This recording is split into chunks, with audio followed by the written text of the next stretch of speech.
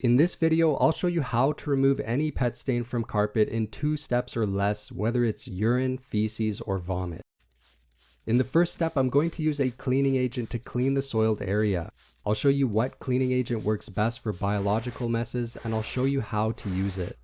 Now, most of the time, step 1 alone will remove the stain, but in some cases with difficult stains, older stains, or for carpets that are less stain resistant, you may need a second stain removal step. I'll show you a simple stain removal method that works pretty well for most pet stains, and I'll also show you my favorite all-purpose stain removal method that can be used to remove more difficult stains. Before starting step 1, it's essential to remove as much of the pet mess as possible before applying a cleaning agent. If dealing with a urine stain and it is still wet, the best approach is to use a spot cleaning machine to extract the urine from the carpet. If you don't have a spot cleaner, you can use several layers of paper towel to absorb the urine. Applying gentle downward pressure on the hand tool or standing on the towels will help draw out the most liquid from the carpet. If you are removing vomit or feces, start by removing as much of the solids from the carpet as possible with whatever you have on hand. If the mess is stubborn and stuck to the carpet, don't stress. I'll show you a cleaning agent in a moment that will easily break down and remove hardened messes. Let's dive into step 1. This step focuses on spot removal, cleaning, and sanitizing, so we'll need a spotter or a cleaning agent. I recommend using an enzyme cleaner for biological messes like pet stains because enzymes naturally break down organic matter, making it easier to lift the mess from the carpet. Plus, enzymes break down odors, which can often be a lingering problem with pet accidents. For this demonstration, I'm using an enzyme-based cleaner called BioClean Backout.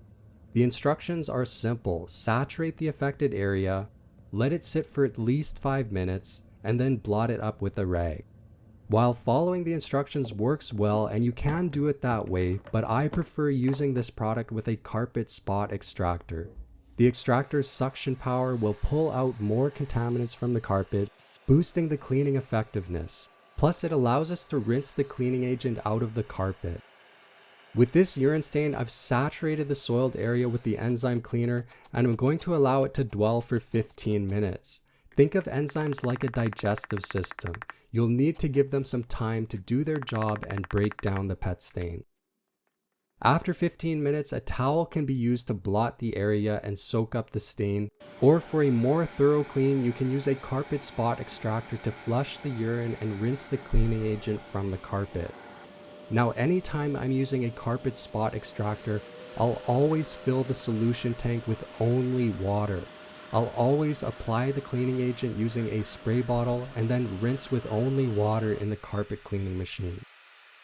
Now, whether you are dealing with vomit, feces, or pet urine, this cleaning step is done the same way. Apply the enzyme cleaner to the affected area, allow it to dwell for 15 minutes, then extract using a spot cleaning machine or blot using a towel.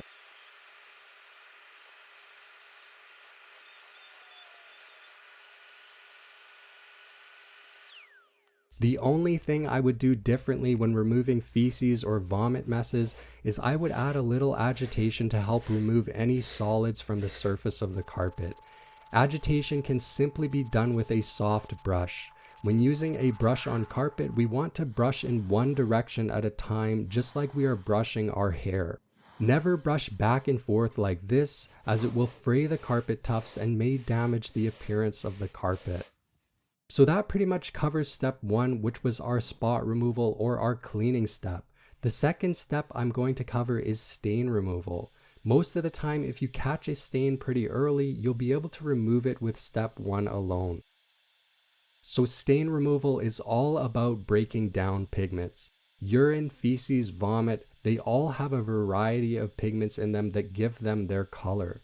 Pigments are unique in that they tend to latch onto things like carpet fibers very easily, resulting in a set-in stain.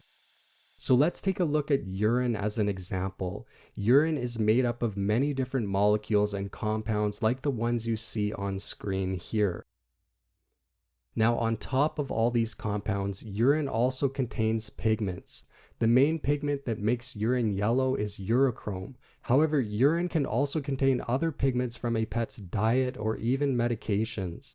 Some pigments in certain foods or medications are non-digestible, so they can end up passing right through the pet's digestive system, which could result in a set-in stain on your carpet. Now, the goal of our first step, our cleaning step, was to remove all of the components of urine from the carpet. So here's what we took out of the carpet, and usually what gets left behind are some of the pigments. Pigments are generally small, sticky molecules, so they easily bond or attach to the carpet fibers, and we are left with something that looks like this. So that brings us to our stain removal step. Stain removal is all about using a chemical reaction to break down pigments that cannot be cleaned out of the carpet. On screen, we have a set-in urine stain, and we also have a set-in vomit stain, which were left behind after completing step 1. To remove these stains, we are going to use 6% hydrogen peroxide. There are several different types of hydrogen peroxide you can use, salon grade, food grade, or just standard 6%. Note that hydrogen peroxide is color safe, which means that it can break down organic pigments from pet stains or food, but it is not strong enough to remove synthetic dyes used by carpet manufacturers to dye our carpets. So now I'm going to show you 2 ways you can use hydrogen peroxide to remove set-in stains. The first method is simple. I call it the spray and walk away method. But the drawbacks of this method is that it cannot break down all types of organic pigments. The second stain removal method, which is my favorite method, is a bit more complicated, but it is more effective because it will break down virtually all organic pigments. With most pet stains, I recommend starting with the spray and walk away method.